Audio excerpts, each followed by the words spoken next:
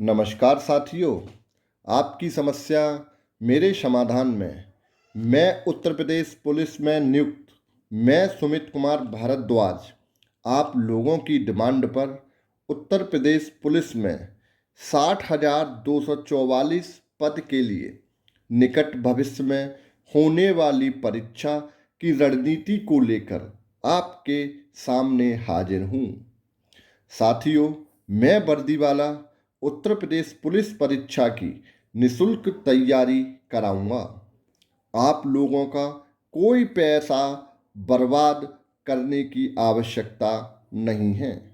मैं निशुल्क पूरा सिलेबस टॉपिक वाइज सफलता बैच आपके वर्दी पहनने का सपना होगा साकार। इसी कड़ी में 17 व 18 फरवरी को हुए चारों शिफ्ट के पेपर का एनालिसिस अभी तक आपने नहीं किया है तो आपकी गिनती अभी भी उन लाखों बच्चों में ही है। किन किन छात्र छात्राओं ने एनालिसिस कर लिया है, नीचे कमेंट में बताना। आज मैं आपको बताता हूँ पुराने पेपर का एनालिसिस करने के क्या क्या फ़ायदे होते हैं और ये बड़ी बड़ी कोचिंग वाले या ये बड़े बड़े यूट्यूबरों ने अभी तक आपको 17 व 18 फरवरी को हुए चारों शिफ्ट के पेपर का एनालिसिस क्यों नहीं कराया है। क्या कारण है? क्या आपने कभी ये सोचा है?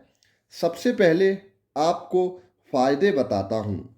साथियों, जैसे ही आप पुराने पेपरों का एनालिसिस कर लेते हो तो आपको खुद ही पता चल जाता है कि कौन कौन से सब्जेक्ट महत्वपूर्ण हैं और पुलिस भर्ती बोर्ड के प्रश्न पूछने की प्रगति कैसी है। जब जीके पढ़ते हैं तो आप उस टॉपिक को काफ़ी ध्यान से पढ़ते हो। यदि आप एग्जाम की प्रगति को समझ गए तो फिर आपको कोई भी कोचिंग वाला, कोई भी यूट्यूबर पागल नहीं बना पाएगा। फिर आप यूट्यूबरों की 12 घंटे की मैराथन कभी नहीं देखोगे।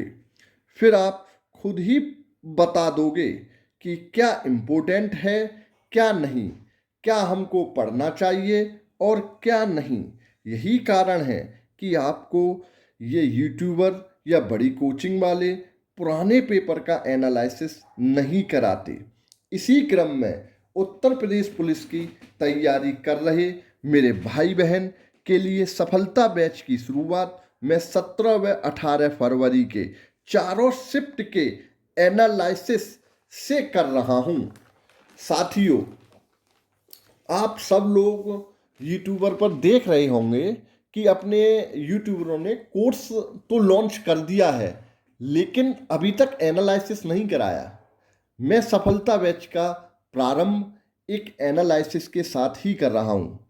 हाँ मेरे साथियों, ये आप ध्यान रखना, यदि जीके पर एक अच्छी रणनीति के साथ तैयारी की जाए तो आपका उत्तर प्रदेश पुलिस में सिलेक्शन होने के चांस 99.9% बढ़ जाते हैं और आपके वर्दी पहनने का सपना आपसे दूर नहीं है। साथियों, अब आप जैसे देख रहे हो अपने स्क्रीन पर 17 व 18 फरवरी को हुए पेपर में किस सब्जेक्ट से कितने प्रश्न आए हैं, ये आप चार्ट देखकर समझ जाओगे। साथियों, आप लोगों ने इतिहास, भूगोल, संविधान, विज्ञान काफ़ी पढ़ा होगा। जो वो 17-18 फरवरी का जो पेपर हुआ था उसमें, और यहाँ से आप इस एनालिसिस से जानोगे कि 10 से 12 प्रश्न मिले हैं। मैं ये नहीं बोल रहा कि इन सब्जेक्ट को नहीं पढ़ना है। मेरा कहने का मतलब है इन सब्जेक्ट के मोस्ट इम्पोर्टेंट टॉपिक आपको मैं सफलता बैच में कराऊंगा और उस सफलता बैच के माध्यम से आपके 40 से 50 पेजों के नोट्स होंगे और उनको यदि आप कर जाओगे तो इनसे काफ़ी कुछ मिल जाएगा। आइए हम समझते हैं कि 17-18 फरवरी को जो पेपर हुए थे उनमें जीके का कौन कौन से टॉपिक से कितने प्रश्न पूछे थे। जैसे आप हिस्ट्री में आ जाइए साथियों, ये प्राचीन इतिहास से मात्र फर्स्ट शिफ्ट में 17 तारीख के 2 क्वेश्चन, ये 1 क्वेश्चन, यहाँ 17 के 1 और 1। मध्यकालीन इतिहास से मात्र 1 क्वेश्चन पूछा गया है 17 की फर्स्ट शिफ्ट में, और किसी में भी नहीं पूछा है। इस तरह से आप देखो, इसका स्क्रीनशॉट ले लीजिए, आपको काफ़ी बेनिफिट रहेगा, आप इसका एनालिसिस कर सकते हैं जी।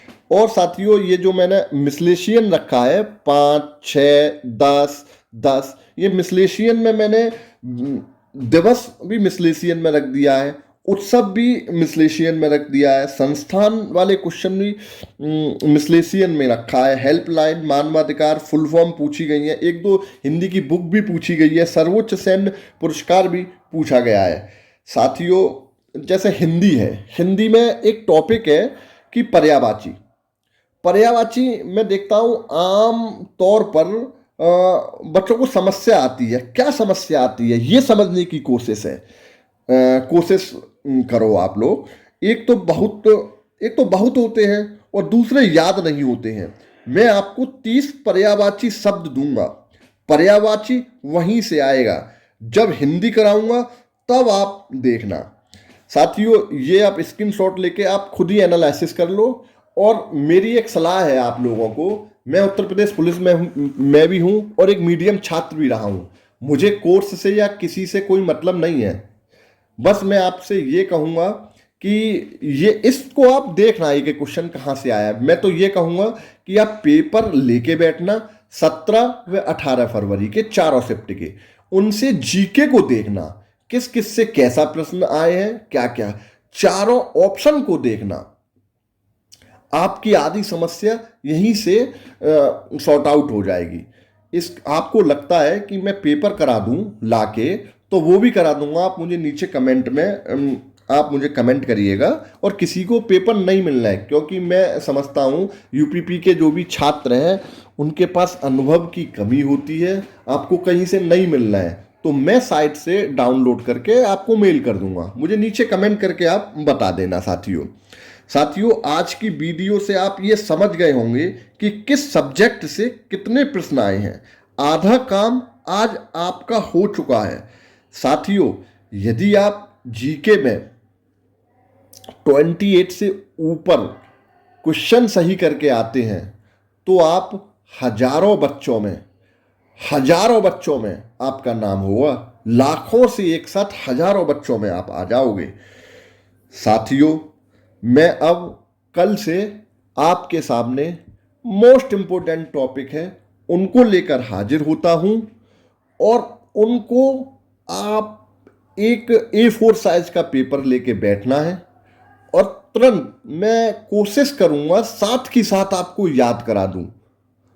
एक बार उनको अपने हाथ से लिख लेना देख के, और आपको तुरंत याद हो जाएंगे। यदि क्वेश्चन उस टॉपिक से उठेगा तो वहीं से आपको डायरेक्ट मिलेगा। ज़्यादा मटेरियल नहीं दूंगा मैं, यूट्यूबरों की तरह भर दे दूं, बहुत ही शॉर्ट में कराऊंगा। जो मोस्ट इंपोर्टेंट टॉपिक हैं, बार बार उत्तर प्रदेश पुलिस में पूछा जा रहा है, वही दूंगा। अब कल एक नए जीके की सीरीज के साथ कई मेरे साथियों ने, मैंने जब 17-18 फरवरी को मेरी एग्जाम में ड्यूटी लगी थी साथियों, तो काफ़ी लोगों को मैंने कुछ बताया था, तो मैसेज भी आए हैं, उन लोगों ने मुझे पहचान लिया, उसके लिए उन सभी लोगों का धन्यवाद है। और अब मैं कल जीके के साथ मैं फिर से उपस्थित होता हूँ साथियों। नमस्कार साथियों।